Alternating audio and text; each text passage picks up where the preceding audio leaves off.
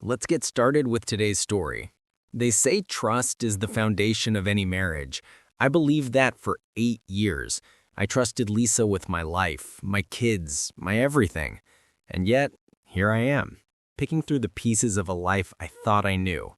Our story didn't start with dramatic fights or obvious betrayals. It started with one conversation that spiraled into something I never could have imagined. One night, as we lay in bed, Lisa turned to me with a look I've come to dread, a mix of excitement and determination. She cleared her throat. "Tom," she started hesitantly, her voice laced with uncertainty.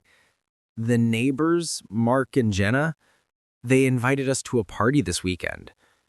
"Oh, did they?" I said, distracted, scrolling through my phone. She paused, as if weighing her next words carefully. "Yeah, but it's not your typical party." I glanced up at her, sensing something was off. "What kind of party is it?" Her next words hit me like a punch. "A swingers party." I laughed, thinking it was a bad joke, but her face stayed serious. "You can't be serious," I said, sitting up. "Why not?" she shot back. "We've been in a rut, Tom. Don't you think it could be fun?" I blinked at her, trying to wrap my head around the suggestion. "Lisa, are you hearing yourself? You're talking about sleeping with other people." She crossed her arms, a flicker of frustration in her eyes. "It's not like it means anything. It's just for fun. Mark and Jenna swear it's brought them closer." "I don't care about Mark and Jenna," I snapped. "I'm not interested. End of discussion." But it wasn't the end. Over the next couple of days, Lisa kept bringing it up. She'd corner me while I was unloading the dishwasher, scrolling through my phone, or watching TV. "Think about it, Tom," she'd plead one night. "That's all I'm asking." My resistance only seemed to embolden her. By Thursday night, she dropped the pretense of compromise. "I'm going," she announced as I was tucking Emma into bed, her tone sharp and defiant. I followed her into the living room, closing the door behind me. "You're going?" "Yes, why don't you just come too? It'll be fun," she said, almost as if daring me. "What about Emma and Ben?" I asked, struggling to keep my voice steady. "We'll hire a babysitter. It's not a big deal," she replied, brushing past me. "It's a big deal to me," I shot back, my voice rising. "You really think this is okay? That this insanity is good for our relationship?" "Yes, I do," she snapped, turning to face me. "You're so uptight, Tom. It's one night, and if you weren't so close-minded, you'd come too. Maybe it would help us." "Help us? Help us how? By watching you with another man?" She rolled her eyes. "Don't be dramatic." I stared at her, heart pounding, every word she said hitting me like a hammer. Finally, I voiced what had been weighing on me all week.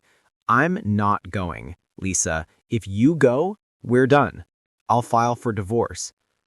Her lips parted in surprise, but instead of backing down, she doubled down. "You'd throw away our marriage over one night? That's pathetic." "No," I said firmly. "You're throwing it away by even considering this."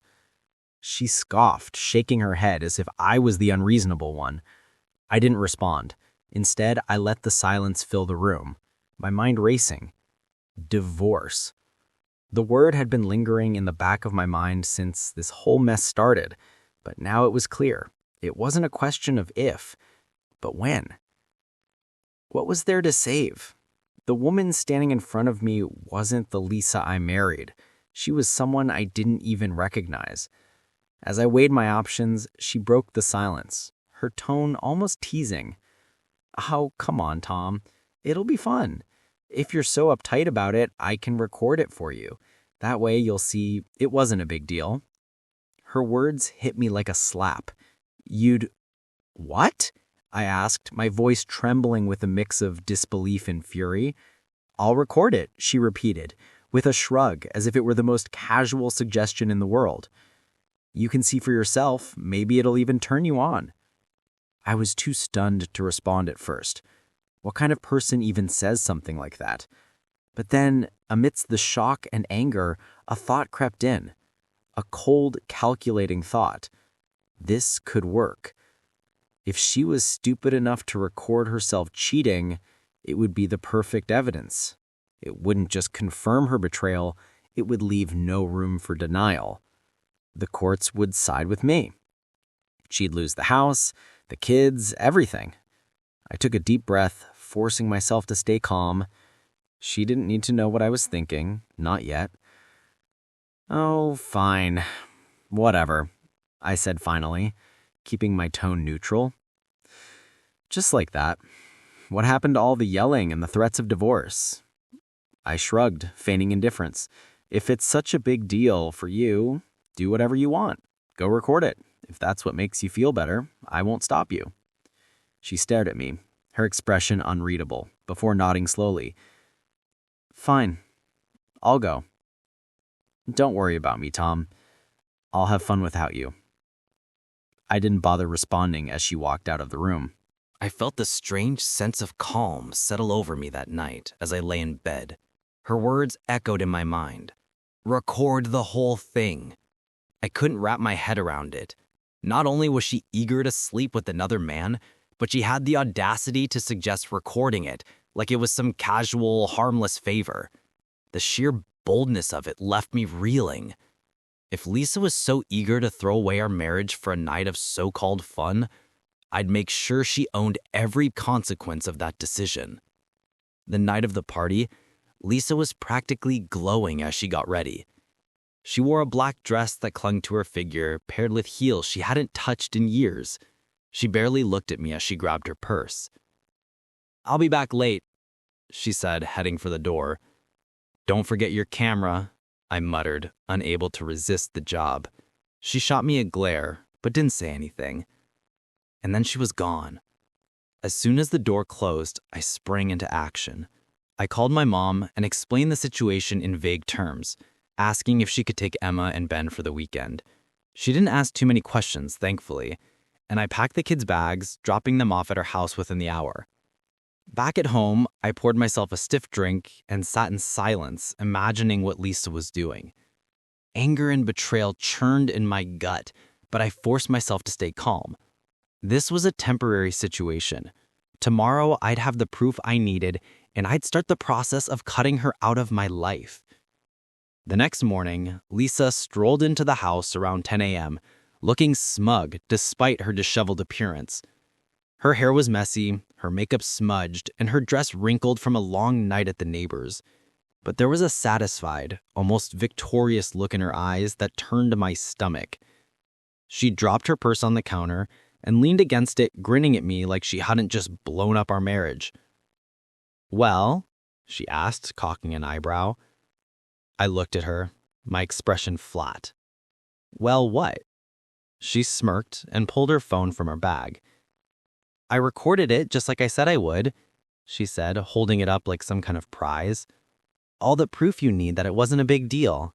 Go ahead, take a look." Her tone, her attitude, the sheer casualness of it. It all made my blood boil. I didn't trust myself to speak. Without a word, I grabbed the phone from her hand and walked toward the stairs. As I turned to leave, she called after me, glancing around the quiet house. "Wait, where are the kids?"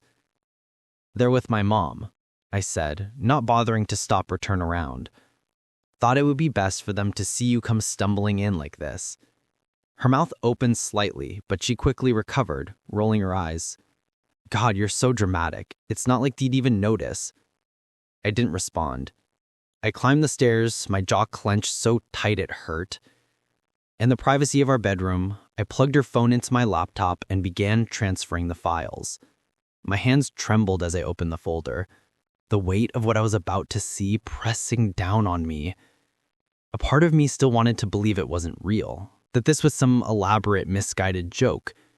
But as the videos loaded and I began clicking through them, that hope shattered. Each clip was worse than the last.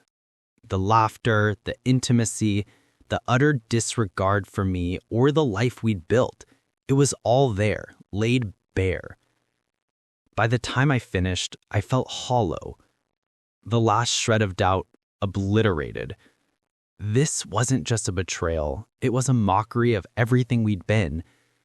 And yet, amidst the pain, there was clarity. This was it. This was the end. I copied the files onto a secure drive, ensuring I had every piece of evidence I needed.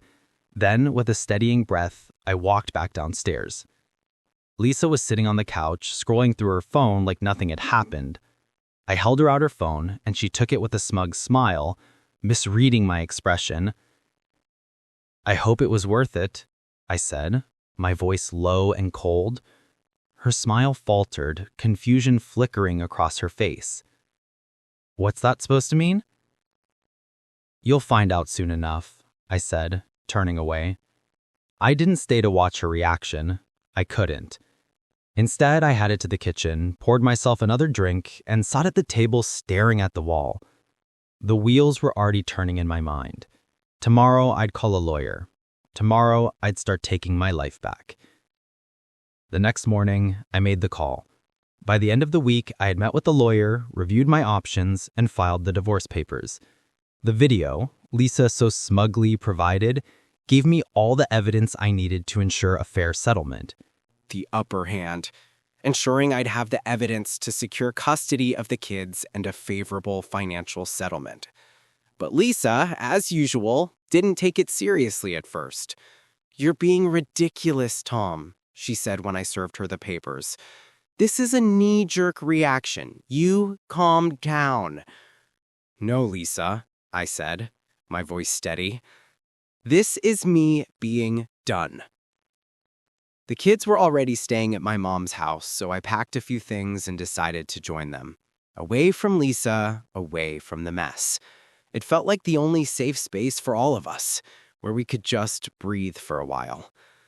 But as the days went by, it became clear that Lisa wasn't ready to accept the reality of what she'd done. Her confidence wavered, and she started calling me at odd hours, pleading with me to reconsider. One evening, she showed up at my mom's house, desperate to see the kids.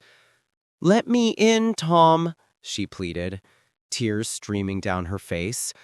"I made a mistake, okay? I was trying to fix things, not break them." "You broke them the moment you walked out that door," I said, blocking her path. "Now leave." The divorce process was brutal, as I expected. But the videos were a game changer. Lisa's lawyer tried to argue that the swinger party had been consensual and mutually agreed upon, but my lawyer shut that down quickly. In the end, the judge ruled in my favor. I got full custody of Emma and Ben, and Lisa walked away with a fraction of what she'd been hoping for. After the divorce, I moved into a small apartment, starting fresh. Lisa, on the other hand, stayed in the house we'd shared, though it wasn't the home she had once dreamed of. The place had been drained of its warmth, and she'd lost much of the life we'd built there. Months later, I ran into Mark, the neighbor who hosted the party. We crossed paths at a local store, and he looked uncomfortable as we made small talk, avoiding my gaze. "Listen," he said, finally shifting on his feet. "I didn't know Lisa would, go that far." I raised an eyebrow. "What are you talking about?" He hesitated, then sighed. "She didn't just sleep with one guy. She slept with 3. I stared at him, my stomach turning. "3?" I echoed, my voice barely above a whisper. He nodded. "I thought you should know. I'm sorry, man." I walked away without another word, my mind racing. I thought I knew the extent of her betrayal, but this was something else entirely. Looking back, I'm grateful for one thing, that I found out who Lisa really was before wasting any more years on her. It wasn't easy rebuilding my life, but I did it, for me and for my kids. As for Lisa, last I heard, she was still living in our old neighborhood, but her reputation was in shambles. It turns out sleeping with half the party isn't exactly a great way to make friends. Thank you for watching.